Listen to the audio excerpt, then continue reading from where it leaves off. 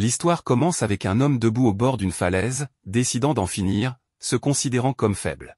Il saute les yeux grands ouverts et sourit, cachant sa douleur, affirmant qu'il n'a aucune raison d'exister puisqu'il n'a rien accompli dans sa vie. Convaincu d'avoir vécu la pire vie possible, il s'apprête à rencontrer sa fin, mais ses yeux se remplissent de regrets.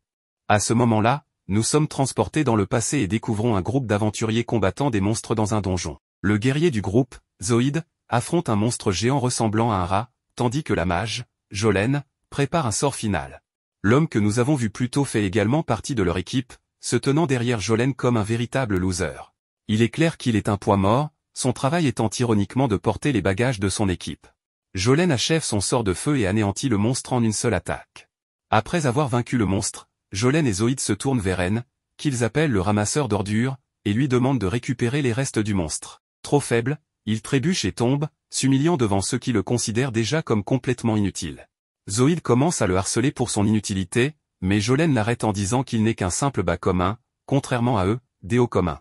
N s'excuse en expliquant qu'il portait beaucoup de poids sur son dos, ce qui l'a déséquilibré. Il se met néanmoins au travail et utilise la seule compétence qu'il possède, l'évaluation, pour analyser le monstre. Nous apprenons que son métier est évaluateur, considéré comme un travail très bas de gamme dans ce monde, raison pour laquelle il est traité comme un déchet par tout le monde. Dans ce monde, une personne reçoit un métier de la déesse de la lumière et une compétence de la déesse des ténèbres à sa naissance. Bien que les compétences puissent être maîtrisées pour acquérir diverses capacités, les métiers sont fixes tout au long de la vie, servant à différencier l'importance de chaque individu. Le système de classement fonctionne comme une pyramide, divisant les métiers en 3 classes, rares, haut commun, la classe de Jolene et Zoïd, et bas commun, au bas de la pyramide, qui est la classe de N. La plupart des agriculteurs et des évaluateurs appartiennent à cette catégorie, car ce sont des classes non combattantes. N mentionne que, dans la plupart des cas, les métiers peuvent être hérités des parents, offrant une seconde chance. Cependant, N a perdu ses 2 parents très jeunes et s'est retrouvé coincé avec son métier d'évaluateur. Malgré tout, il n'a pas abandonné et a choisi de devenir aventurier au lieu de fermier, espérant un jour faire fortune. Malheureusement pour lui, la chance n'a jamais été de son côté. En tant qu'aventurier, la seule chose qu'il fait est d'évaluer les cadavres de monstres pour déterminer quelles parties peuvent être utilisées.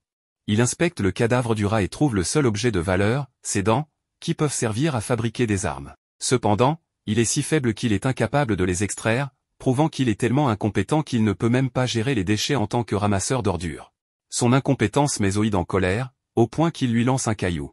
Lorsqu'N montre le moindre signe d'agacement, Zoïd lui donne un coup de pied au visage, lui rappelant qu'ils ont eu pitié de lui en l'intégrant dans leur groupe d'aventuriers et qu'il devrait leur être éternellement reconnaissant. N s'excuse pour son insolence et, sans un mot de plus, se remet au travail, acceptant l'injustice de ce monde. Pendant qu'il s'occupe du cadavre, Jolene commence à le moquer, le traitant de tous les noms, comme sale et dégoûtant, parce qu'il met ses mains sur un rat mort. Ces moqueries ne font qu'accentuer les regrets d'N vis-à-vis de sa misérable vie. Pourtant, pour continuer à vivre dans ce monde, il tolère silencieusement ces traitements cruels. Il ne peut blâmer que son métier et la déesse de la lumière pour avoir ruiné sa vie, mais même cela ne résout pas ses problèmes. Le groupe poursuit son exploration du donjon et tombe sur le cadavre d'un chien infernal. Zoïd ordonne au ramasseur d'ordures de se remettre au travail, mais N hésite, trouvant étrange qu'un monstre si puissant soit mystérieusement mort ici. Il se rappelle que la guilde avait mentionné que des monstres aussi précieux que les chiens infernaux ne se trouvent pas dans ce donjon, ce qui le rend encore plus méfiant. Mais Zoïd, indifférent, le pousse littéralement vers le cadavre, lui ordonnant d'arrêter de parler et de travailler. Se sentant impuissant, N utilise sa compétence d'évaluation et découvre que le cadavre contient de nombreux matériaux rares. Alors qu'il commence à les collecter, Zoïd remarque un autre chemin menant à ce qui semble être un autre cadavre de chien infernal. N est convaincu que quelque chose ne va pas, car la carte fournie par la guilde indiquait que le donjon n'a qu'un seul passage. Il supplie Zoïd et Jolene de rebrousser chemin, mais Zoïd, exaspéré par ses caprices, décide de l'exclure du groupe. Face à sa situation financière désastreuse, N reconsidère et suit Zoïd et Jolene dans le nouveau chemin, qui les conduit finalement à une douzaine d'autres chiens infernaux morts. Bien qu'il soit évident qu'il s'agit d'un piège, N reste silencieux. Une fois qu'il s'aventure suffisamment loin, une meute de chiens infernaux vivants les entoure, révélant que tout ceci était un piège depuis le début. Réalisant qu'ils ne peuvent pas vaincre autant de chiens infernaux, Zoïd propose de sacrifier N pour gagner assez de temps pour fuir, ce à quoi Jolene consent. Sans pitié, elle utilise un sort de paralysie sur lui, le laissant comme nourriture pour des dizaines de chiens infernaux. Entouré par les chiens infernaux démoniaques, N est pris de panique au point de presque se faire dessus. Il se fait mordre de tous côtés, mais commence bientôt à ressentir des picotements dans ses mains, signe que le sort de paralysie s'estompe lentement. Avec le peu de force qu'il peut rassembler, il attrape une pierre et fracasse le crâne d'un des monstres. Ensuite, il saisit son sac de fruits et le jette sur les bêtes. L'une des créatures croque dans une pomme, comme un apéritif, et se prépare à attaquer à nouveau. Sentant le danger imminent, N profite de l'occasion pour s'enfuir en courant pour sauver sa misérable vie. Mais alors que tout espoir semble perdu, il se rend compte que la sortie du donjon est scellée. Pris au piège avec les monstres, il remarque une traînée de sang qui le guide vers ce qu'il espérait être un refuge sûr. Malheureusement, il se retrouve dans une impasse, au bord d'une falaise. En se retournant, il voit les chiens infernaux qui se rapprochent rapidement, prêts à mettre fin à sa vie pathétique. Coincé entre deux options fatales, il se remémore son passé en tant qu'évaluateur. À ses débuts comme aventurier, il s'efforçait de survivre, bien qu'il ne soit qu'un amateur. Il en veut à Zoïde pour l'avoir humilié et l'avoir forcé à se soumettre, seulement pour l'abandonner ensuite. Malgré sa colère, N est incapable de se défendre, conscient de son inutilité. Il ne blâme personne d'autre que lui-même pour sa situation actuelle, attribuant cela à sa fuite de son rôle initial. À ce moment, il arrive à la conclusion qu'il est trop tard pour regretter et prend la décision audacieuse de sauter de la falaise. En tombant dans le vide, il repense à sa vie pathétique et accepte qu'il a vécu comme un déchet et fini de la même manière. Alors qu'il gît inconscient, une étrange femme bien équipée, vêtue de blanc, s'approche de lui et pose ses lèvres sur son front. Après une telle chute, on aurait pu croire que c'était la fin de sa vie. Pourtant, les choses prennent un tournant inattendu lorsqu'il se réveille dans une petite flaque d'eau, vivant. Il est incapable de comprendre comment il a survécu à un tel incident. En explorant son environnement, il aperçoit un arbre magnifique qu'il reconnaît comme l'arbre Yggdrasil, un arbre extrêmement rare dans sa région. Excité de découvrir que cet arbre existe dans un endroit aussi splendide, il examine davantage les environs. Cependant, il commence à se sentir étrangement seul, réalisant qu'il sera difficile d'appeler à l'aide depuis cet endroit. Il décide de chercher un moyen de survivre en s'échappant par une porte ouverte qu'il avait aperçue. Pendant ce temps, la femme qui lui a sauvé la vie essaie de l'avertir d'un danger, mais il semble distant, tant physiquement qu'émotionnellement. Bien qu'il ait reçu une seconde chance de vivre, il reste troublé par son existence misérable et incertaine. Le gars insensé continue de courir, se dirigeant cette fois vers le donjon le plus proche qu'il puisse trouver, ignorant totalement l'arbre magnifique derrière lui. Il se précipite vers l'entrée d'un labyrinthe sinistre et effrayant, où son destin tragique l'attend. Bien que son intention soit de sauver sa peau après avoir été miraculeusement réincarné, son choix s'avère désastreux dès le début, il est immédiatement attaqué par une bête sauvage d'une puissance redoutable. Quel imbécile! N, abasourdi par la situation, reste figé d'effroi pendant plusieurs minutes, incapable de réagir. Puis, l'impensable se produit, son oreille est brutalement arrachée.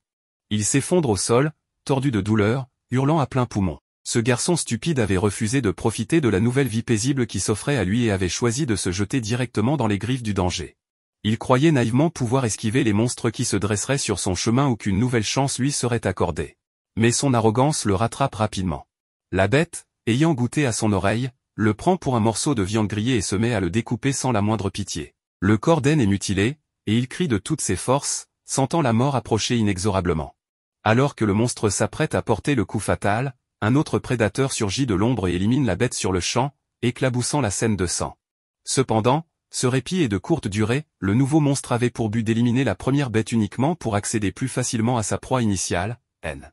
Terrifié, le pauvre garçon, paralysé par la peur, contemple la nouvelle créature, une bête encore plus féroce. N sait qu'il n'a aucune chance de survie face à un tel adversaire. Sans perdre un instant, le monstre s'élance sur lui. N, résigné, accepte son sort. Il perd d'abord ses deux yeux, arrachés sans ménagement, avant d'être saisi et secoué comme une poupée de chiffon. Chaque muscle de son corps est broyé, et il regrette amèrement sa deuxième existence. Il se languit que cette torture se termine enfin par la mort. Cependant, contre toute attente, son destin prend un tournant surprenant. Au moment où il est sur le point de mourir, une jeune fille puissante surgit pour le sauver avec une magie impressionnante. En un clin d'œil, elle neutralise la bête, expliquant qu'elle agit sur ordre d'une belle dame. À sa grande surprise, il découvre que cette dame n'est autre que la mystérieuse femme en blanc qu'il avait aidée plus tôt, bien qu'il n'ait jamais su qu'elle existait réellement. Quand N rouvre les yeux, il découvre une magnifique jeune fille assise juste devant lui.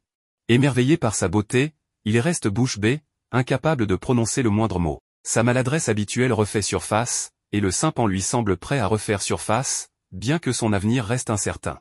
Cet elfe, qui semble sorti d'un conte de fées, lui offre une tasse de thé, mais elle ne sait pas comment réagir. Une autre femme apparaît à ses côtés pour lui expliquer que sa fille lui offre une tasse de thé qu'elle a préparée elle-même. Elle insiste pour qu'il la boive et montre sa gratitude. Avant qu'il ne puisse demander qui elles sont, la femme le force à boire tout le thé. Cependant, même après cela, il reste fasciné par la beauté de l'elfe. Quelques minutes plus tard, il leur demande si ce sont elles qui l'ont sauvé. La femme précise qu'elle n'avait pas l'intention de sauver une forme de vie aussi inférieure, mais sa fille, Yuri, l'a supplié de l'aider. Elle n'a donc eu d'autre choix que d'éliminer les monstres, et il doit la remercier de tout son cœur. Il la remercie en l'appelant par son nom, ce qui la fait rougir, mais cela pousse aussi la femme à lui donner un coup de pied au visage. Yuri explique à sa mère qu'elle aime être appelée par son nom et qu'elle ne doit pas l'attaquer. En entendant Yuri appeler la femme mère, elle est très surpris. La femme explique alors qu'elle est la mère de Yuri et qu'elle s'appelle Ursula, la gardienne de l'arbre-monde. Dans ce monde, il existe 9 arbres comme celui devant eux, et les gardiens sont chargés de veiller sur eux, de les protéger et de les défendre contre les attaques extérieures. Ursula précise que depuis que sa fille a pris racine, elle vit à sa base. En entendant cela, elle commente que Yuri est humaine, mais Ursula le corrige en expliquant que ce n'est pas le cas. Yuri est en réalité l'arbre-monde devant eux, ou plus précisément, la volonté de l'arbre, ou pour faire simple, son esprit. En comprenant cela, elle remarque que cela explique pourquoi elle est si belle, ce qui fait encore plus rougir Yuri. Ursula le frappe à nouveau, exigeant qu'il cesse de faire de tels commentaires à sa fille, car ce n'est pas pour cela qu'elles lui ont rendu son œil. C'est alors qu'Anne se rappelle que l'ours de la mort lui a arraché l'œil, le laissant gravement blessé, mais qu'il est maintenant guéri. Ursula explique qu'elle a soigné ses blessures avec des gouttes de l'arbre du monde, mais que ces gouttes ne peuvent pas restaurer des yeux détruits. C'est pourquoi elles ont utilisé une partie de l'arbre pour en fabriquer un artificiel, ce qui en fait un œil spirituel prothétique. Cela a été fait à la demande de Yuri, qui a supplié sa mère d'utiliser son pouvoir pour lui permettre de revoir. Anne demande pourquoi elles ont pris tant de peine, et Yuri répond que c'est parce qu'il lui a auparavant dit merci. Ursula explique que c'est très rare que quelqu'un tombe dans cet abîme, mais que lorsque cela arrive, Yuri les sauve toujours. Cependant, la plupart des gens ne la remercient jamais. En fait, quand ils découvrent quel est l'arbre-monde, la majorité d'entre eux arrachent des feuilles et des branches pour les emporter avec eux. C'est pourquoi les paroles d'Anne ont beaucoup touché Yuri, et elle a voulu le sauver à nouveau. En comprenant cela, Anne sourit et remercie Yuri de l'avoir sauvé 2 fois, en disant qu'il lui doit la vie. Ces mots font énormément rougir Yuri, mais Ursula les interrompt et explique à Anne qu'elles l'ont déjà sauvé, et qu'il peut maintenant partir. Yuri l'arrête, lui rappelant qu'il est dangereux à l'extérieur et qu'il pourrait mourir, et qu'elle doit faire quelque chose à ce sujet. Ursula ne sait pas quoi faire, car son serment en tant que gardienne ne lui permet de s'éloigner de l'arbre que dans une certaine limite. Ainsi, elle ne peut pas l'accompagner à la sortie. De plus, la magie de téléportation ne fonctionne pas dans ce donjon. En entendant cela, Yuri commence à pleurer sans s'arrêter, ce qui brise le cœur d'Ursula, qui ne supporte pas de voir sa fille triste. Par conséquent, Ursula décide à ce moment-là qu'elle s'occupera d'entraîner Anne et de le renforcer pour qu'il puisse sortir par ses propres moyens. Yuri est ravi et serre sa mère dans ses bras pour la remercier, tandis qu'Anne, de son côté, est surpris d'apprendre qu'il pourra quitter cet endroit. Ému, il pleure et les serre toutes les deux dans ses bras. Ursula l'avertit qu'elle l'entraînera personnellement, en tant que la sage la plus puissante. Il devra donc donner tout ce qu'il a. Anne accepte en promettant de faire de son mieux, et son entraînement commence peu après. Ursula l'emmène dans un couloir sombre où il ne peut rien voir. Elle lui rappelle alors qu'il possède, dans son œil gauche, une partie de l'arbre-monde. En se concentrant sur sa perception, Anne se souvient que lorsque l'ours de la mort a détruit son œil gauche, il a sombré dans les ténèbres, mais Yuri lui a offert sa lumière. Les paysages qu'il peut voir, et tout ce qu'il verra dans ce monde, sont et seront grâce à la lumière que Yuri lui a donnée. En pensant à cela, Anne sent que son œil devient chaud. Lorsqu'il regarde à nouveau le couloir, il est surpris de pouvoir voir tout l'endroit illuminé. Ursula commente que c'est maintenant que son véritable entraînement commence. Elle lance une pierre sur un monstre pour l'inciter à attaquer. Anne esquive de justesse, mais le monstre se déplace à une vitesse fulgurante dans différentes directions. Ursula l'avertit qu'il doit esquiver tous ses mouvements. Anne trouve cela impossible, mais elle lui rappelle qu'il possède le pouvoir d'évaluation. Il répond que cette capacité ne sert qu'à extraire des informations, mais Ursula lui explique qu'évaluer avec un œil spirituel est très différent d'un œil humain. En entendant cela, Anne décide d'utiliser son pouvoir d'évaluation sur le monstre. Sa capacité lui révèle que le gremlin se déplacera à grande vitesse pour tenter de lui couper l'oreille droite avec sa faux. Ursula explique qu'un œil spirituel peut évaluer bien plus que les capacités humaines, comme anticiper les attaques de son adversaire. Anne comprend, mais juste après, il s'évanouit à cause de la perte de sang. Ursula n'a d'autre choix que d'utiliser à nouveau des gouttes de l'arbre-monde, ce qui permet à son oreille de se rattacher à sa tête. Anne se réveille soulagée, mais Ursula, avec une expression quelque peu inquiétante, lui annonce que grâce à ces gouttes, elle pourra le soigner autant de fois que nécessaire. Elle déclare qu'elle affinera ses techniques jusqu'à la limite de la mort. Avant qu'il ne puisse protester, le gremlin l'attaque à nouveau. Anne utilise immédiatement son pouvoir d'évaluation pour analyser ses mouvements. C'est alors qu'un dilemme se pose, bien qu'il sache où le monstre vise, ses réflexes ne suffisent pas pour réagir à temps. Il se rend compte qu'il serait utile de connaître également le moment précis de l'attaque. En se souvenant qu'il possède un œil spirituel, N décide de dépasser ses limites. Il tente alors une nouvelle approche en utilisant la capacité de réévaluation, qui lui permet de voir le moment exact où l'ennemi passera à l'action. Grâce à cela, il réussit à esquiver l'attaque juste à temps et se rend compte que c'est la première fois qu'il évite l'assaut d'un monstre de rang S. N, euphorique, demande à Ursula si elle a vu cela. Mais avant de finir sa phrase, le gremlin l'attaque par derrière. Il comprend alors qu'il ne peut pas baisser sa garde et qu'il doit faire en sorte que l'évaluation devienne aussi naturelle que respirer. Une fois cela accompli, cela changera sa vision du monde. Avec cette idée en tête, une semaine plus tard, N continue de s'entraîner intensément. Il utilise son pouvoir de plus en plus rapidement, mais de temps en temps, il baisse encore sa garde et subit des blessures. Cependant, Ursula lui assure que la douleur est le meilleur enseignant. Elle décide qu'il est temps de passer à la prochaine leçon, vaincre enfin le gremlin. N répond que le combat n'est pas son domaine, mais Ursula le sait déjà et précise que la clé réside dans l'utilisation de son œil pour l'aider. Ursula lui remet une épée en bois fabriquée à partir de l'arbre du monde, expliquant que Yuri lui a demandé de lui donner cet objet. Yuri a enduré la douleur de s'arracher une branche pour la fabriquer, donc elle ne doit absolument pas la casser. Elle accepte avec soin et remercie une fois de plus Yuri pour son aide, se sentant plus motivée à s'entraîner. En sachant où et quand attaquer le gremlin, elle attend le moment exact pour frapper, mais ses mouvements s'avèrent trop lents. Après plusieurs tentatives, il réalise qu'en plus d'observer le mouvement, il pourrait aussi visualiser la trajectoire de l'attaque grâce à son œil spirituel. Il décide d'utiliser une super évaluation, qui lui permet de voir son adversaire comme au ralenti. Grâce à cette capacité, il parvient enfin à vaincre le gremlin en un seul coup, ce qui le surprend énormément. C'est alors qu'il comprend que même si ses mouvements semblaient lents, ils étaient en réalité extrêmement rapides, et qu'un contre-attaque avec cette vitesse pourrait être fatal. N est très excité, car c'est la première fois qu'il vainc un adversaire, et qui plus est, un monstre de rang S, mais Ursula le frappe et le prévient qu'il est trop tôt pour se réjouir. Elle précise qu'il doit éliminer tous les gremlins de la zone. N accepte sans problème et, en peu de temps, il réussit à vaincre chacun d'eux. Ursula décide alors de passer à la leçon suivante, évaluer la capacité d'un gremlin et s'en approprier. Elle explique que les humains acquièrent des compétences en les apprenant, tandis que les monstres naissent avec elles. Évaluer consiste à lire les informations sur l'adversaire, à les comprendre et à les assimiler. Avec son œil spirituel, N peut non seulement obtenir des connaissances, mais aussi acquérir de l'expérience. Assez surpris, N essaie de s'approprier une compétence, mais s'effondre immédiatement avec un cri de douleur, disant que c'est comme si son cerveau était inondé d'informations. Une fois calmé, il décide de vérifier s'il a vraiment acquis la compétence du gremlin et est stupéfait de voir à quelle vitesse il peut courir. Cependant, son corps ne supporte pas une telle vitesse, ce qui lui déchire les muscles. Malgré cela, Ursula le soigne simplement et lui ordonne de continuer à courir. Elle explique que les muscles se renforcent chaque fois qu'ils se déchirent, et qu'après avoir répété cela des milliers de fois, il aura un corps capable de supporter n'importe quelle vitesse.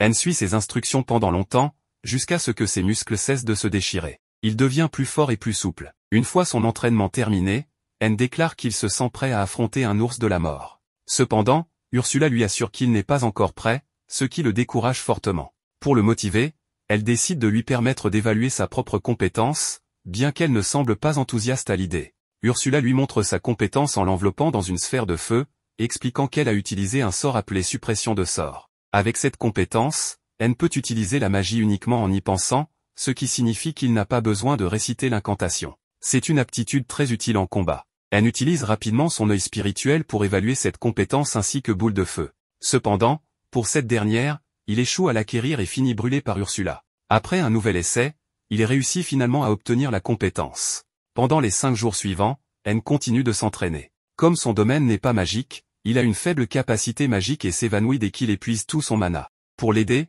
Yuri utilise une goutte de sève de l'arbre monde, qui non seulement restaure le mana, mais augmente également la capacité magique. Cependant, cette goutte ne fonctionne que lorsqu'il est complètement à court de mana. C'est pourquoi N doit continuellement s'épuiser en mana. Après 1 mois et demi de ce régime, N parvient non seulement à lancer 1000 boules de feu d'affilée, mais aussi à manipuler la magie de niveau intermédiaire. Avec les compétences copiées des gremlins et d'Ursula, son physique entraîné, l'augmentation de sa capacité magique, et la super évaluation offerte par son œil spirituel, N se sent enfin prêt. Quand le moment arrive, Ursula lui annonce qu'il est temps de prendre sa revanche. Une fois de plus, N affronte l'ours de la mort. Bien qu'un peu nerveux, Ursula lui rappelle que s'il applique son entraînement, il gagnera sans problème. Avec cette assurance, N accepte qu'il n'est plus la personne qu'il était autrefois et rassemble son courage pour faire face à l'ours de la mort sans hésitation. N commence par lancer la boule de feu sur l'ours, mais sa précision est affectée par ses nerfs. Pourtant, il ne renonce pas et utilise une combinaison de tout ce qu'il a appris jusqu'à présent, en lançant des attaques magiques incessantes.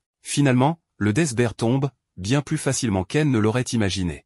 N se demande si le Death Bear était si faible, mais il finit par reconnaître que c'est lui qui est devenu beaucoup plus fort. Voyant que le perdant semble désormais confiant et capable d'abattre de grands monstres, Ursula considère que son entraînement est terminé. Elle lui ordonne donc de quitter déjà le donjon.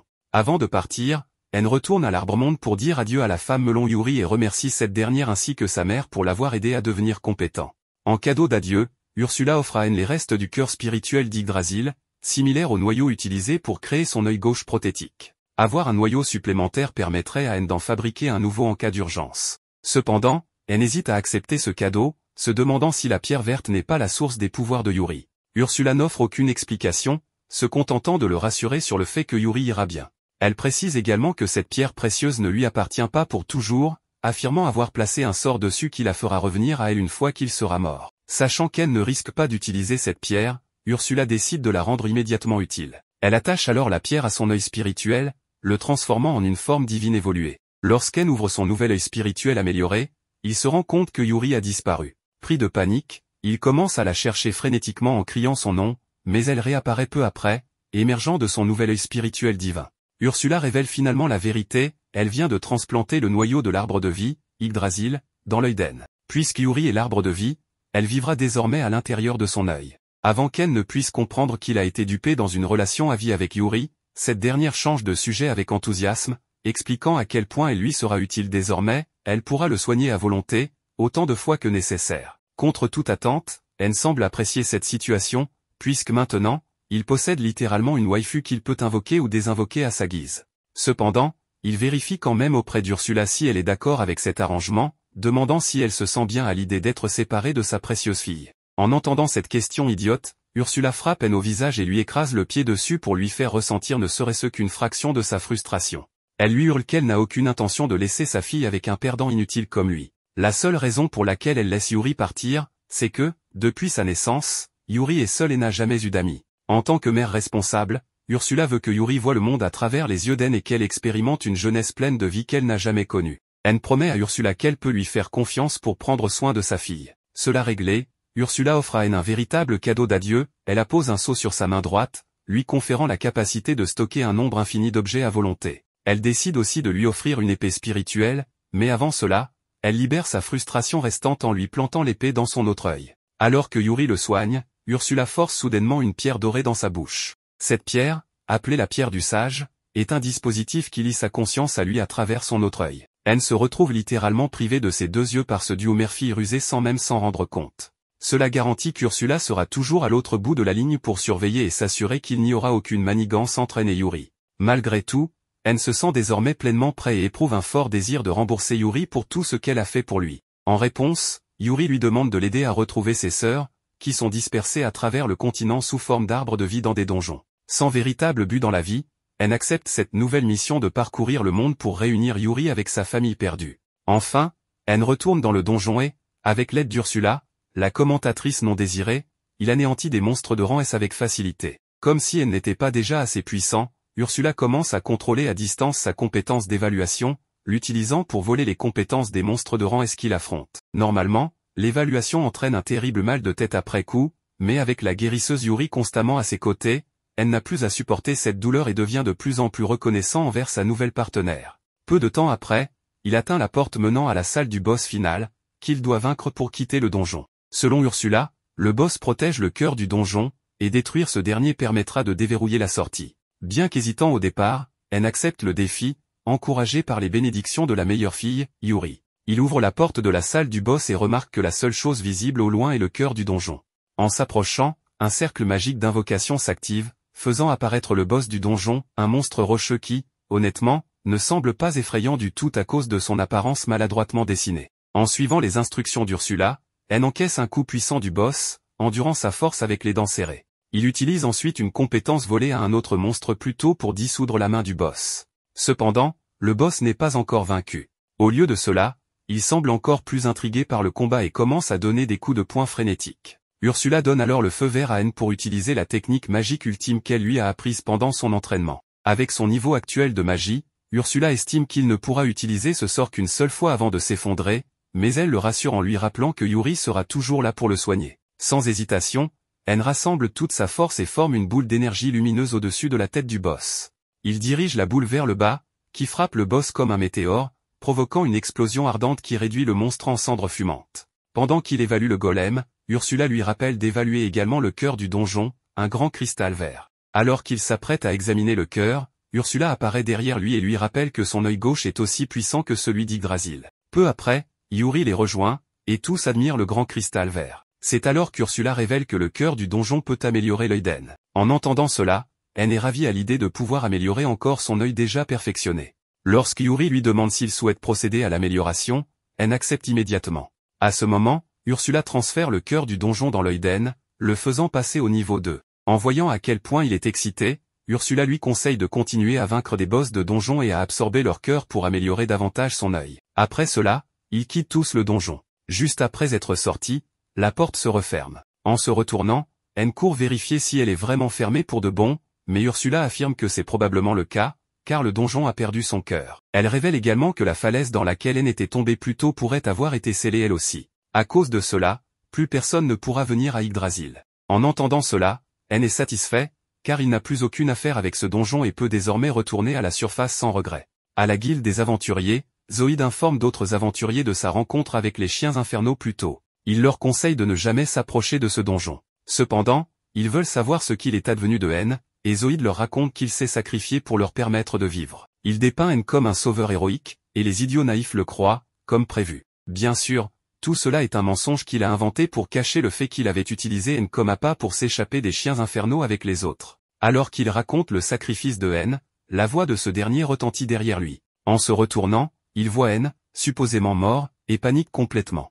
Il cherche à savoir comment cet idiot est encore en vie, mais N lui répond fièrement qu'il a éliminé tous les monstres. Zoïde ne croit pas un mot, pensant qu'N n'était qu'un faible incapable. En observant la réaction de Zoïde envers N, les aventuriers commencent à douter de son histoire. À ce moment-là, N révèle la véritable histoire, Zoïde l'avait paralysé et utilisé comme appât pour les chiens infernaux.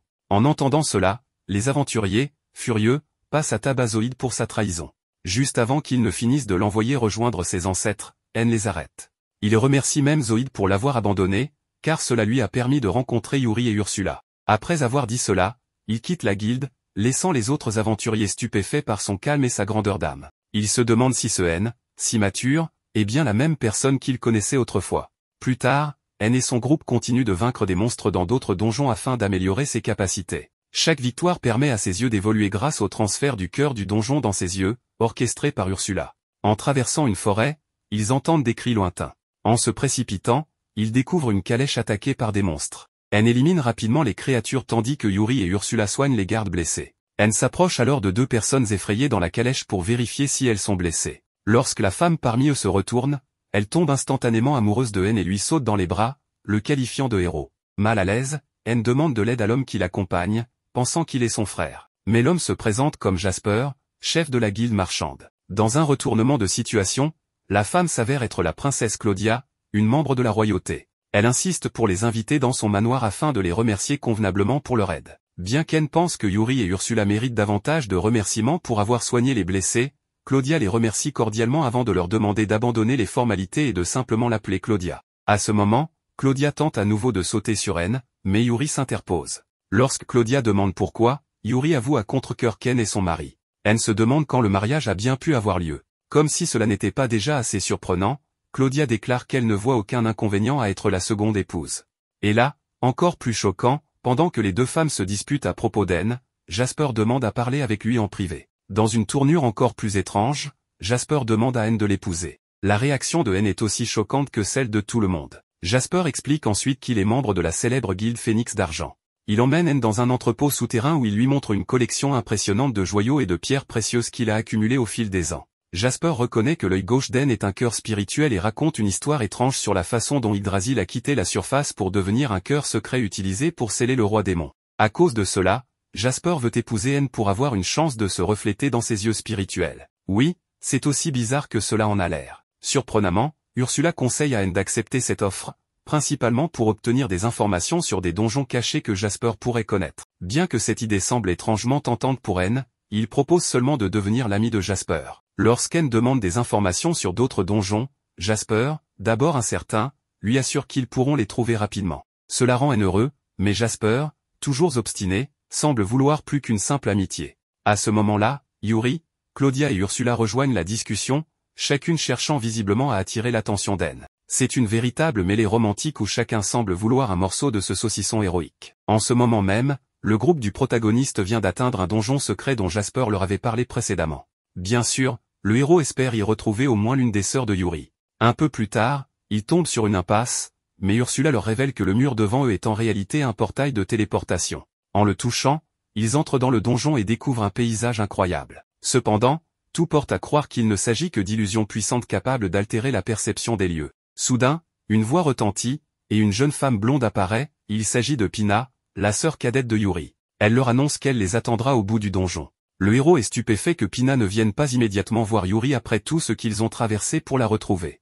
Mais elle refuse, affirmant qu'elle préfère les attendre plus loin. D'ailleurs, elle leur explique avoir placé de nombreux monstres et pièges sur leur chemin, et prévient Yuri que son petit ami devra se montrer à la hauteur, sous peine de mourir. Yuri est gêné par cette appellation, mais le protagoniste reste concentré sur sa mission. Il estime que l'endroit est trop dangereux pour Yuri et lui demande de retourner en lieu sûr. Puis, il avance prudemment dans le donjon, malgré les avertissements de Pina, qui le met en garde contre les dangers extrêmes de cet endroit. Mais ce qu'elle ignore, c'est que le héros est accompagné de Yuri et d'Ursula, qui l'aident à esquiver les nombreux pièges disséminés sur le parcours. Pina n'en revient pas, il franchit avec une facilité déconcertante les pièges qu'elle avait mis tant de temps à installer. Elle décide alors d'envoyer des monstres redoutables contre lui. Peu après, il tombe sur une créature de rang S, capable de manipuler les plantes. Cette créature diffuse un gaz soporifique pour endormir ses ennemis, mais grâce à sa résistance aux altérations d'état, le héros n'en ressent aucun effet. Il élimine le monstre, l'évalue et obtient de nouvelles capacités impressionnantes. Soudain, une attaque surgit de l'ombre. Malgré tous ses efforts, le protagoniste ne parvient pas à localiser son assaillant, qui semble utiliser une technique de furtivité. Pina est stupéfaite qu'il puisse rester debout, discuter et avancer sans subir de dégâts.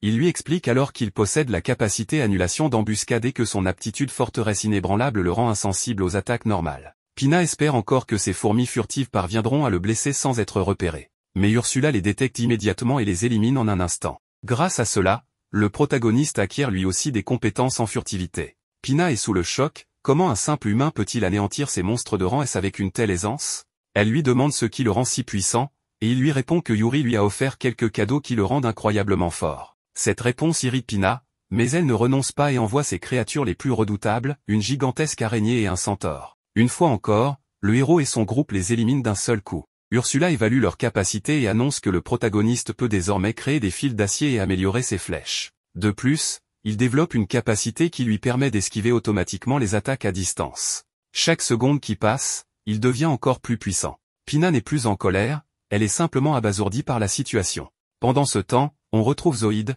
qui traverse une période difficile. Il tient le protagoniste pour responsable de tous ses malheurs. Un flashback nous ramène à une scène dans un bar, les habitants le méprisent et murmurent dans son dos, le considérant comme un être répugnant après avoir utilisé son propre compagnon comme appât. Dans ce même bar, il croise Ghislaine et lui demande où elle était passée. Elle le supplie de s'éloigner, tandis que les autres clients prennent sa défense. Elle leur a raconté que Zoïde l'avait forcé à utiliser un sort de paralysie contre le héros. Rejeté de toutes parts, Zoïde comprend qu'il doit accomplir un exploit pour retrouver la confiance des gens. Il décide alors de se lancer seul dans une mission périlleuse. C'est ainsi qu'il se retrouve dans le même donjon que le héros et finit par être téléporté dans cet endroit mystérieux. Comme il est pathétique, Zoïde tombe dans le tout premier piège. Mais au lieu de mourir, il revient simplement au point de départ. Pina lui explique alors que personne ne peut mourir dans cet endroit, et qu'il doit recommencer. En apprenant cela, Zoïde perd toute crainte et se lance à corps perdu dans le donjon, tentant encore et encore de le traverser malgré les difficultés. Après un moment, il se demande à quel point cet endroit peut être vaste. C'est alors qu'il tombe soudainement sur un gigantesque lézard qui le blesse grièvement en un instant. Pina lui propose de l'extraire du donjon s'il abandonne, mais Zoïde refuse catégoriquement. Alors qu'il semble condamné, un homme surgit de nulle part et élimine le monstre en une fraction de seconde. Reconnaissant, Zoïde s'apprête à remercier son sauveur, mais lorsqu'il réalise qu'il s'agit de N, il est sous le choc total. Il lui demande ce qu'il fait ici, et le héros répond tout naturellement qu'il est venu conquérir le donjon. Pendant qu'il évalue le crocodile vaincu, Zoïde est incapable de comprendre comment un crasseux a pu abattre une telle créature d'un seul coup. Le protagoniste demande à Yuri de soigner Zoïde, et grâce à quelques gouttes de son élixir, il retrouve la pleine santé. Avant que Zoïde ne puisse poser davantage de questions, N lui lance une compétence d'endormissement et demande à Pina de l'évacuer du donjon. Enfin, le héros arrive à la salle du boss. La rouquine l'attend et lui annonce que s'il ne parvient pas à vaincre le gardien, il ne pourra jamais la rejoindre. N est un peu perplexe, car il pensait que vaincre le boss suffirait à sceller l'arbre-monde. Mais Ursula lui explique que rien ne changera tant que le noyau du labyrinthe ne sera pas détruit. Le protagoniste pousse un soupir, mais il est surpris de découvrir une nouvelle jungle à l'intérieur même du donjon. Soudain, le sol tremble violemment. Ursula l'alerte, leur ennemi c'est le terrain lui-même. Et oui, devant eux se dresse un gigantesque monstre semblable à une tortue, et visiblement, il n'est pas d'humeur à plaisanter. Le héros n'en revient pas, mais il sait qu'il n'a pas le temps de se plaindre. Il se met immédiatement en position de combat et envoie des boules de feu sur la créature. Cependant, il réalise rapidement que ses attaques ne lui infligent aucun dégât. Ursula perçoit une énergie magique familière dans les environs, mais elle rappelle au héros qu'il affronte un adversaire extrêmement puissant et qu'ils doivent se concentrer. La tortue lance alors une hydrobombe dévastatrice. Elle utilise sa super évaluation et par l'attaque, la renvoyant à l'envoyeur. Malheureusement, cela ne semble avoir aucun effet non plus. Le héros commence à s'inquiéter, aucun de ses assauts ne fonctionne. Il réfléchit un instant et comprend enfin que les attaques magiques sont inefficaces parce que le corps de la tortue n'est qu'une illusion. Elle utilise alors une compétence pour dissiper l'illusion, révélant ainsi la véritable apparence du boss. Et surprise, la redoutable tortue n'est en réalité qu'une adorable petite créature. L'illusion était si puissante qu'elle altérait l'espace lui-même, à tel point qu'Ursula n'avait rien détecté. Elle félicite alors N, car il a remporté ce combat entièrement par ses propres moyens. Le héros évalue la tortue et découvre qu'elle serait la fille de la tortue noire, l'une des 4 bêtes sacrées de la création. Ursula émet toutefois des doutes, trouvant cette information peu crédible. N demande à Pina s'il doit tuer la tortue pour valider sa victoire. Elle lui répond que oui, sinon il ne pourra pas achever l'épreuve du donjon. Mais le héros considère que briser l'illusion équivaut déjà à une victoire et qu'il n'a aucune raison de faire souffrir une créature aussi mignonne. Devant son insistance, Pina finit par céder. N a officiellement triomphé. Enfin, ils atteignent la véritable Pina. Yuri, folle de joie après tant de temps, se jette sur elle pour l'enlacer. La rouquine est aussi heureuse de revoir sa sœur, mais elle avoue qu'elle avait surtout hâte de rencontrer en personne celui qui lui cause tant de problèmes, autrement dit, le héros. Yuri s'empresse de défendre N, expliquant qu'il est en réalité un homme bon et bienveillant. Pina en profite aussitôt pour la taquiner à ce sujet. Yuri ne sait pas trop quoi dire, mais elle réalise que sa sœur est restée la même qu'avant. Bien sûr, cela la réjouit de la voir toujours aussi enjouée. De son côté, N ressent une certaine sérénité en voyant que la blonde a enfin retrouvé l'une de ses sœurs. Pina en profite alors pour leur faire une petite demande, elle veut les accompagner dans leur voyage. Après avoir passé trop de temps sous terre, elle rêve d'explorer la surface. En échange, elle leur offrira son noyau spirituel. Yuri accepte immédiatement avec enthousiasme, et le héros, voyant que la blonde est d'accord, accepte à son tour. Soudain, la petite tortue bondit sur le sol et se transforme en une jeune femme. Elle se présente comme Kurohime, fille de la tortue noire et gardienne de Pina. Elle n'en revient pas. De plus, elle semble bien connaître Ursula. Mais chose encore plus surprenante, Ursula se montre étrangement polie avec elle, ce qui choque totalement le héros.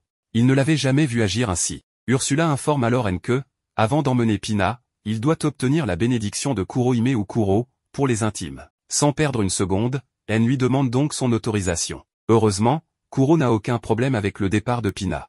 En fait, elle souhaite même qu'elle découvre le monde extérieur et en apprenne davantage. Cependant, Kuro pose une condition, elle veut les accompagner aussi. Pour cela, elle lui remet une pierre philosophale qui lui permettra de voyager avec eux, tout comme Yuri et Ursula.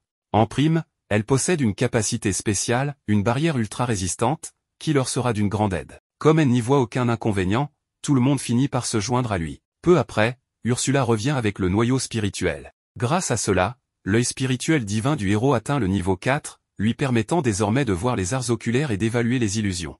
N est ravi, mais surtout, il est heureux de voir Yuri aussi épanoui. En voyant cela, Ursula le remercie sincèrement. Mais la mission est loin d'être terminée car, il reste encore 6 sœurs à retrouver. Pendant ce temps, Zoïde finit par se réveiller. Il se souvient qu'il l'a sauvée, et, sans trop savoir pourquoi, il fond en larmes. Peut-être est-il bouleversé par le changement radical de ce simple crasseux, comme il l'appelait autrefois. Ce sera une évolution intéressante à suivre en bien ou en mal. Le protagoniste s'est rendu jusqu'à la guilde des aventuriers la plus proche avec Jasper, surtout parce que ce dernier servira d'influence sur place.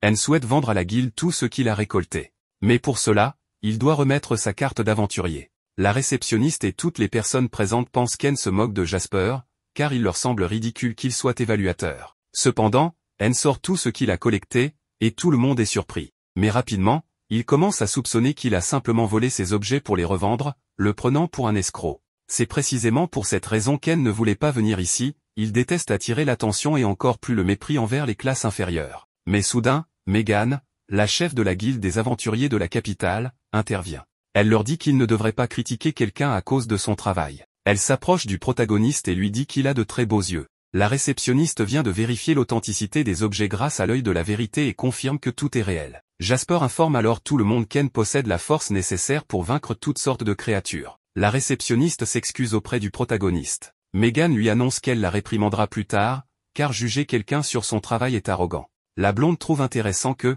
bien que le destin de chacun semble tracé dès la naissance, certaines personnes refusent de l'accepter et vivent d'une manière extraordinaire. Cela réjouit N, qui avoue que voir Megan et entendre ses paroles lui fait regretter un peu moins d'être venue à la guilde. Megan ajoute qu'elle aime les hommes forts comme lui et qu'elle aimerait qu'il reste à la guilde, mais ils en parleront plus tard. Jasper demande alors au protagoniste de montrer les autres objets qu'il a récupérés dans le donjon secret. Et cette fois, la situation échappe totalement au contrôle des personnes présentes, car ce qu'il dévoile est incomparable. Le protagoniste décide alors de quitter les lieux en courant, puis va prendre un bon bain. Il avoue que, bien qu'il n'aime pas être méprisé, il ne se sent pas non plus à l'aise quand on l'admire de cette manière. Yuri apparaît et lui dit que la lune est magnifique, ce qui surprend N, car il ne s'attendait pas à la voir dans cet état, encore moins en compagnie de Pina. Cette situation le met extrêmement mal à l'aise. Ursula le prévient que s'il fait quoi que ce soit d'inapproprié, elle le réduira en cendres avec son meilleur sort. Plus tard, le protagoniste se repose. Kuro admet qu'il a bien fait de lui confier Pina,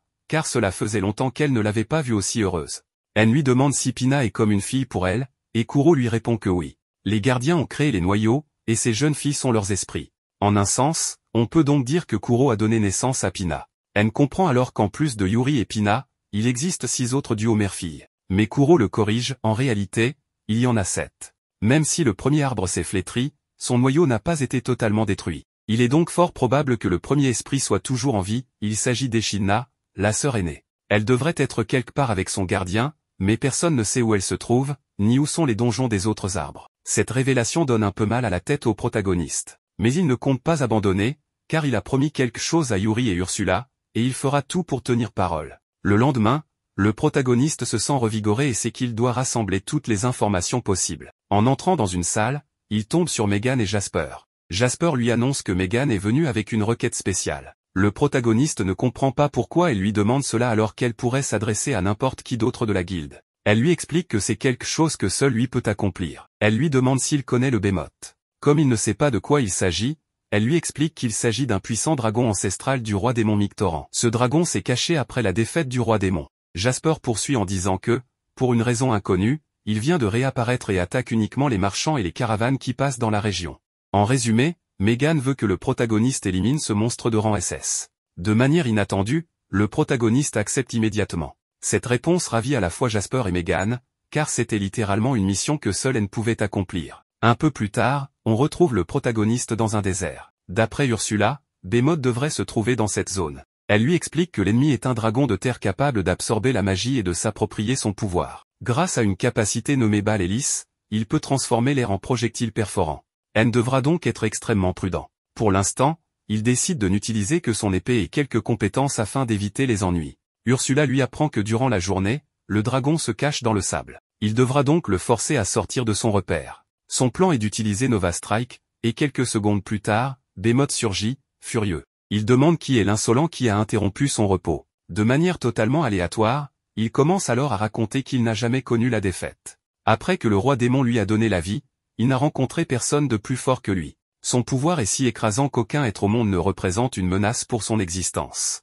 En d'autres termes, ce petit dragon a une arrogance telle qu'il se considère comme un dieu dans ce monde de faibles. Mais il admet aussi que c'est précisément à cause de cela qu'il s'ennuie. Le dragon demande au protagoniste qui il est. N se présente et l'avertit qu'il est venu pour le vaincre. Le dragon ne peut s'empêcher de rire et demande au protagoniste s'il pense réellement pouvoir l'affronter. Après tout, il a été créé par le roi démon en personne, et personne n'a jamais réussi à le vaincre. Le protagoniste répond que le roi démon ne devait pas être si impressionnant que ça, ce qui met la créature dans une rage folle. Sans attendre, le dragon attaque. Le combat commence, et N esquive habilement les assauts avant de trancher l'un des bras de son adversaire avec son épée. Le dragon est stupéfait par cette prouesse, car sa peau est censée être aussi résistante que l'oricalque, un métal mythique d'une dureté extrême.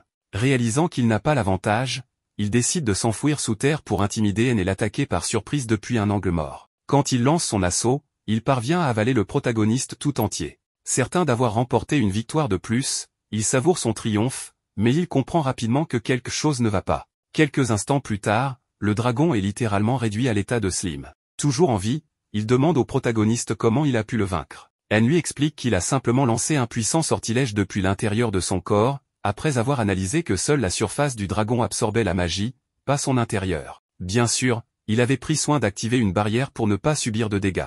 N révèle aussi qu'il avait utilisé une illusion dès le début du combat, le dragon n'a en réalité attaqué qu'un mirage. Trop arrogant pour s'en rendre compte, il s'est lui-même précipité vers sa défaite. Le dragon comprend alors tout. Il trouve ironique d'avoir attendu si longtemps un véritable adversaire, et d'être tombé sans s'en apercevoir. Pourtant, il avoue que cela ne lui déplaît pas tant que ça. Il félicite N, car très peu peuvent se vanter d'avoir terrassé un dragon ancestral. N ressent un certain malaise. Il se demande si le dragon était réellement mauvais, ou s'il a simplement été créé ainsi. Peut-être aurait-il été différent s'il avait été conçu avec de la bienveillance? Ursula balaye immédiatement cette pensée, affirmant que la nature ne change pas. N ferait mieux d'évaluer les compétences qu'il vient d'acquérir. Il découvre alors qu'il vient de débloquer des capacités incroyablement puissantes. Peut-être même trop, selon lui. Mais les filles ne tardent pas à le féliciter, car jusqu'ici, seul le héros légendaire ayant scellé le roi démon avait réussi un tel exploit. Elle insiste sur le fait que tout cela est grâce à elle, ce sont elles qui lui ont donné la force qu'il possède. De retour en ville, Claudia apparaît et s'excuse de ne pas être venue plus tôt. Elle rappelle qu'elle veut devenir sa seconde épouse et l'inviter à rencontrer son père. À ce moment, un homme imposant fait son entrée, c'est le roi en personne. Elle ne sait pas comment réagir face à cette figure majestueuse, qui ressemble à un personnage tout droit sorti de Game of Thrones et qui arbore une expression sévère. Mais contre toute attente, le roi lui dit de se détendre. Il est ravi de le rencontrer et le trouve fascinant. Il explique qu'il a appris par Meghan qu'En a vaincu le puissant dragon Behemoth ancestral. En tant que roi, il souhaite le remercier pour cet exploit hors du commun. Elle minimise l'événement, mais le souverain confirme que tout ce que Claudia lui a raconté sur lui est vrai, il est un chevalier humble et très séduisant.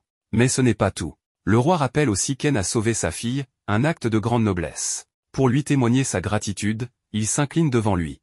En est touché, mais précise que tout cela n'aurait pas été possible sans Yuri, qui lui a donné la force nécessaire. À ces mots, le roi s'incline une nouvelle fois, ce qui embarrasse Yuri, connu pour sa timidité. Le souverain conclut en disant qu'il a l'œil pour juger les gens et qu'il admire le fait qu'En ne soit pas devenu arrogant malgré sa puissance. C'est quelque chose de rare. Avant de partir, il remet un cadeau au protagoniste, une montre ornée de l'emblème royal. Grâce à cet objet, N pourra circuler librement où bon lui semble. Il réalise immédiatement la valeur de ce présent, avec cette montre, il pourra se rendre dans des endroits auparavant inaccessibles, notamment là où il pourrait retrouver la famille de Yuri. Il remercie chaleureusement le roi, et ils conviennent de se revoir un jour. Pendant ce temps, en ville, tout le monde parle des exploits d'N, tandis que Zoïde, lui, est complètement ignoré. Il ne supporte pas de voir quelqu'un autrefois méprisé devenir un héros. Il sait qu'il était plus fort qu'N autrefois, mais soudain, une mystérieuse femme lui propose son aide. Il s'agit ni plus ni moins que d'Echidna, un esprit puissant. Pendant que Yuri est allongé sur le lit et que Pina vient de finir son bain, la blonde avoue être un peu inquiète, car le protagoniste ne s'est pas encore réveillé. Pina lui conseille de ne pas trop s'en faire et de plutôt lui préparer quelque chose à manger pour qu'il puisse reprendre des forces dès son réveil. En attendant, elles devraient aller faire des courses ensemble, car cela fait longtemps qu'elles ne sont pas sorties toutes les deux.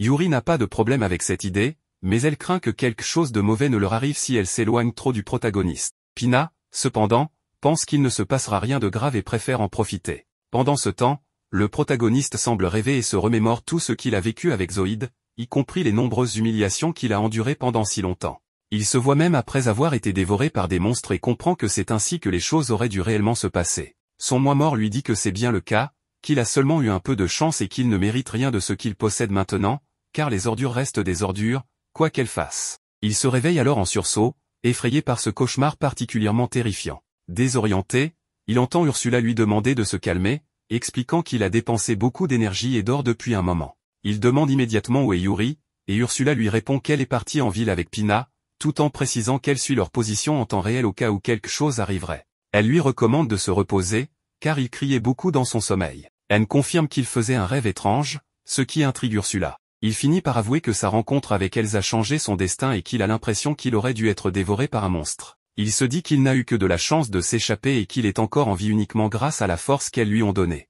Au fond de lui, il sent qu'il n'a pas changé et qu'il reste une ordure, exactement comme Zoïde le lui a dit. Pendant ce temps, Zoïde est avec Echidna, qui lui propose de l'aider dans sa vengeance. Il est sceptique, alors Echidna lui demande s'il a entendu parler des yeux spirituels. Elle lui révèle que l'évaluateur qu'il déteste tant en possède un, ce qui lui a permis d'acquérir une grande puissance sans trop d'efforts. Zoïde comprend alors tout, il savait qu'il y avait quelque chose d'étrange chez N, car il est impossible qu'une ordure de son niveau soit devenue aussi forte en si peu de temps. Voyant la haine de Zoïde, Echidna lui demande s'il veut lui aussi un œil spirituel. Sans hésitation, Zoïde accepte. Echidna lui présente alors ce qui semble plus être un œil infernal qu'un œil spirituel. Il est terrifiant, mais Zoïde est impatient de l'obtenir pour pouvoir vaincre le protagoniste. Echidna le lui implante immédiatement sur le front, déclenchant une étrange transformation. Il ne semble plus humain, mais il conserve encore sa conscience.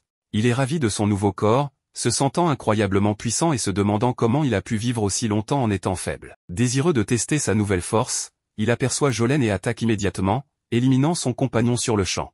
Jolene reconnaît la voix de Zoïde, terrifiée, lui demande pardon pour ce qu'elle a fait. Elle lui propose même de dire à la guilde qu'elle est la seule responsable du piège tendu au protagoniste. Elle précise que l'homme qu'il vient de tuer n'était pas son petit ami, espérant ainsi apaiser sa colère. Paniquée, elle pleure de peur face à ce nouveau Zoïde, mais celui-ci reste indifférent et la laisse dans un état pitoyable. Pendant ce temps, Yuri et Pina marchent en ville. Yuri veut devenir plus forte pour ne plus avoir à être protégée en permanence. Soudain, un bruit violent retentit et les gens commencent à fuir en hurlant, annonçant l'arrivée d'un monstre terrifiant. Un enfant blessé attire l'attention de Yuri, qui décide de l'aider en lui appliquant quelques gouttes d'un remède issu de l'arbre-monde. Malheureusement, il n'est pas le seul blessé, plus loin, une femme est gravement touchée, et en réalité, de nombreuses personnes sont en danger. Déterminé, Yuri se met à tous les soigner et demande au garçon de s'enfuir au plus vite. Alors que la ville sombre dans le chaos, Echidna s'amuse, mais estime qu'il est temps pour Zoïde de s'attaquer aux esprits. Zoïde ne comprend pas son objectif, mais elle lui explique que si les esprits sont éliminés, le protagoniste perdra l'accès à ses pouvoirs. Dans ce cas, N redeviendra le pathétique faible qu'il était auparavant. Juste après avoir fini de soigner une personne, Yuri voit Zoïde apparaître, prêt à l'éliminer. Mais Pina active immédiatement une barrière, leur laissant juste le temps de fuir. Zoïde se retrouve temporairement piégé, et Echidna lui annonce qu'il ne pourra pas briser cette barrière avec de simples coups. C'est alors le moment parfait pour utiliser ce qu'elle vient de lui donner. Il fait recours au pouvoir pour détruire la barrière dans laquelle il est enfermé, puis se lance à la poursuite des filles. Maintenant qu'il les a atteints, il peut briser la barrière comme si de rien n'était, et la pauvre Pina est la première à être blessée. Yuri lui demande de fuir, mais Zoïde l'attrape et lui dit qu'elle doit être vraiment stupide pour avoir donné son pouvoir à un type aussi pathétique qu'N. Il ajoute qu'elle va mourir immédiatement pour son insolence. Heureusement, le protagoniste vient d'apparaître pour affronter cet extraterrestre. Ursula arrive également, et là, ça va devenir intéressant. N demande à tout le monde d'entrer dans son œil spirituel pendant qu'il s'occupe de la situation. Il utilise immédiatement évaluation, mais tout ce qu'il obtient, c'est que son adversaire est une chimère. Ursula lui explique que cela ressemble à une capacité de dissimulation, mais qu'elle est suffisamment avancée pour tromper un œil spirituel divin. Le combat commence et le protagoniste parvient à repousser une attaque, mais veut maintenant ériger une barrière pour gagner du temps. Yuri l'avertit que cela ne fonctionnera pas, et heureusement qu'elle le lui dit à temps, car sinon, il aurait été grièvement blessé. Echidna sait que les barrières du protagoniste sont nulles, alors elle est persuadée que ce jour sera le dernier pour lui. Zoïde lui demande si c'est tout ce qu'il a, mais le protagoniste reconnaît sa voix et est surpris de le voir dans cet état. Zoïde lui explique qu'un esprit lui a accordé sa bénédiction, le faisant évoluer, tout comme lui. Mais notre héros ne comprend pas ce qu'il veut dire. Ursula lui dit de se concentrer sur le combat. Zoïde en profite pour lui asséner un coup puissant et continue d'attaquer. Ursula ne comprend pas pourquoi le protagoniste hésite autant. À ce rythme, il va perdre. Zoïde, lui, est impressionné par sa nouvelle force et ne comprend pas pourquoi le protagoniste ne l'utilise pas à son avantage. Il sait qu'ils sont pareils d'une certaine manière. Il poursuit en affirmant que N veut au fond de lui se venger de ce qu'il lui a fait par le passé, l'humilier, l'insulter et l'abandonner à la mort. Le protagoniste nie tout cela, mais son moi intérieur lui demande s'il dit la vérité. Le N sinistre lui rappelle que tout le monde s'est moqué de lui à cause de sa classe, que tout le monde l'a traité comme un moins que rien. Il lui dit qu'il devrait comprendre que Zoïde, dans l'état monstrueux où il est son reflet. Notre héros ne peut pas tolérer ces paroles, mais N sinistre insiste, ils sont identiques. Ils ont tous deux fait tout ce qu'ils pouvaient pour survivre, même les choses les plus ignobles, sans fierté ni dignité. Il lui rappelle que, même s'il est devenu plus fort, il reste un moins que rien. Mais Yuri intervient et lui dit d'arrêter, elle refuse qu'il parle ainsi de quelqu'un d'aussi merveilleux que le protagoniste. Ursula aussi le soutient et lui dit de se rappeler combien il a grandi, pas seulement en force, mais aussi en tant que personne. Elle lui rappelle qu'il n'a jamais blessé les plus faibles, qu'il a toujours fait le bien. Il doit comprendre qu'ils ne sont pas pareils et ne pas écouter un type comme Zoïde. Le N sinistre lui dit qu'il ne devrait pas se laisser manipuler par leurs paroles. Mais Yuri contre-attaque en lui rappelant tout ce qu'il a fait pour elle, il l'a aidé à retrouver sa famille et à changer son destin pour le mieux. Le protagoniste ne peut s'empêcher de pleurer et se demande s'il est réellement devenu plus fort. Yuri et Ursula lui assurent que oui. Zoïde continue d'insister pour qu'il accepte la vérité. Le protagoniste comprend qu'admettre certaines choses lui faciliterait la vie. Il reconnaît qu'il a toujours détesté ce monde et son système injuste. Il sait que tout ce qu'il a accompli, il le doit à Yuri et Ursula, et qu'il s'est sous-estimé pendant tout ce temps. Mais il réalise aussi que des personnes comme elle croient en lui. Alors il décide de leur faire honneur et de devenir le N qu'elles ont toujours vu en lui. Soudain, une immense énergie magique émane de lui. Ursula est satisfaite, N est le gardien que Yuri mérite. Elle le félicite, car maintenant qu'il accepte sa propre force, il peut utiliser 100% du pouvoir des esprits. Mais Zoïde n'en a rien à faire de tout ça. Il attaque, mais N le projette au loin d'un seul coup. Zoïde est choqué et furieux qu'N le regarde de cette façon. Le protagoniste érige une barrière magique, mais cette fois-ci, elle résiste enfin au sort anti-esprit. Zoïde réclame encore plus de pouvoir à Echidna pour vaincre N, et son corps commence à changer. Il est persuadé d'être le plus fort de tous et qu'il va écraser N. Mais le protagoniste le terrasse d'une attaque surpuissante. Alors que Zoïde est à terre, le protagoniste lui tend la main. Zoïde ne comprend pas pourquoi il l'aide encore. C'est précisément ce qui l'énerve le plus chez lui, il se croit supérieur. Le protagoniste lui répond qu'il n'y a rien de mal à aider quelqu'un. Il croit fermement que, s'il a pu changer, Zoïde peut aussi changer. Tendre la main à celui qui est devant soi est le premier pas vers le changement. Au final, le protagoniste n'a pas tué Zoïde, seulement détruit sa forme monstrueuse.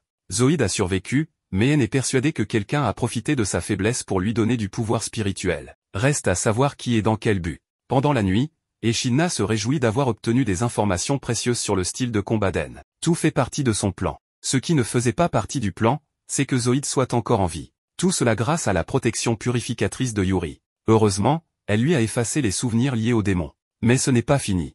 Il semble que cette femme a des plans encore plus sombres pour l'avenir.